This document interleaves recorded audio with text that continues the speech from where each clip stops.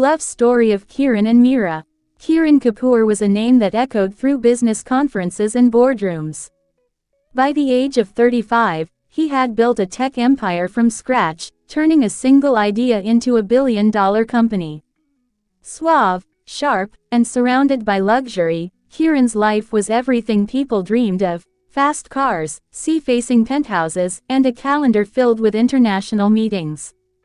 But beneath the polished exterior was a man who felt a strange emptiness, a silence that no success could fill. In a dusty corner of Udaipur, far away from the world of high-rise towers, lived Meera Sharma, a young schoolteacher who taught children under a banyan tree. Her salary was modest, her clothes simple, and her world small. Yet, her eyes sparkled with dreams. She believed in kindness, in the beauty of small moments, and in changing lives, one student at a time. Their worlds were never meant to collide, but fate has its own way of weaving magic. One summer, Kiran visited Udaipur on a short break, hoping to escape the chaos of city life. On his way to a heritage property, his car broke down near Meera's village. While his driver frantically made calls, Kiran stepped out, restless and annoyed. That's when he heard laughter, soft, sincere, and coming from a group of children sitting under a tree. Curious, he walked toward them and saw her. Meera was in the middle of a story, animatedly explaining a math problem by comparing it to mangoes and baskets. The children were hooked. So was he. He stood there quietly, mesmerized by the simplicity and sincerity in her voice. When the class ended, Meera noticed him. "Are you lost?" she asked with a polite smile. "My car broke down," he replied. "But I think I found something more interesting." She laughed, assuming he was joking, but over the next few days, he kept coming back, sometimes with notebooks, sometimes with snacks for the children, but always with eyes that looked only for her. Despite their differences, a quiet friendship blossomed. Meera showed him a world he had forgotten, a world without emails, deadlines, or profit margins. She introduced him to sunsets, monsoon chai under tin roofs, and the joy of watching children write their first words.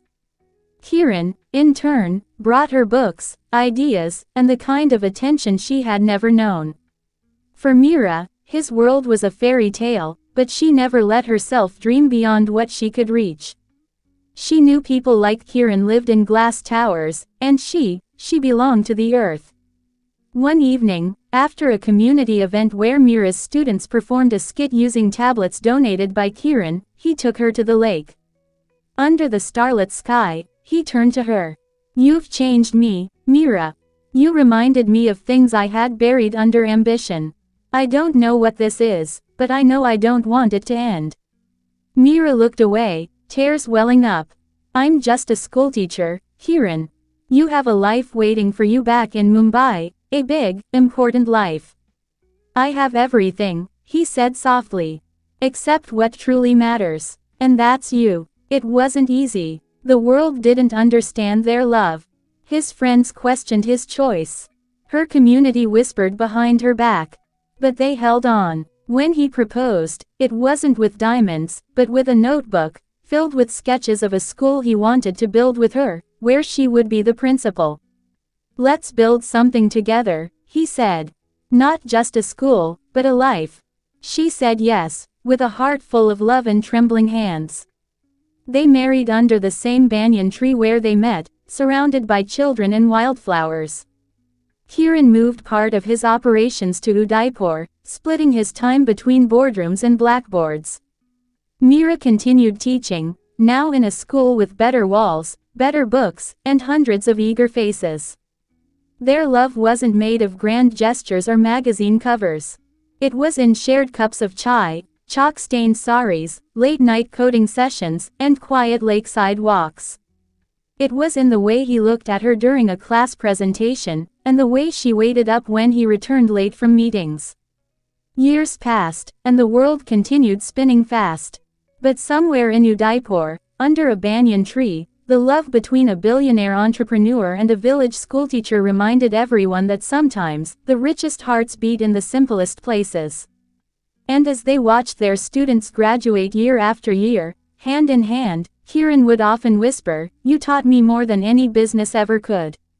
Mira would smile and reply, "And you gave my dreams wings."